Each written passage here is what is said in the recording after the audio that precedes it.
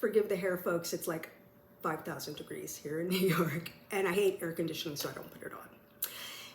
But this isn't about me and my hair. It's about how to make some of the cooking easier when you're on the metabolism plan, because you guys are making it a little hard, I think. So here's how I make carrot ginger soup. Here's a carrot. Throw it in the pot. Here's a red onion. Throw it in the pot. Zucchini. In the pot. Ginger. In the pot. I like adding a little bit of coconut aminos sometimes because it provides a little bit of a salty flavor as well as brings out the sweetness in the carrots, which is kind of cool. And I also like cinnamon and cardamom. They are amazing because it really enhances the flavor of the soup, but also they have all sorts of health benefits like lowering cholesterol and balancing blood sugar.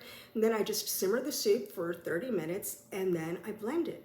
It's really, really, really simple. And that could be a couple of months of soup right there. I hope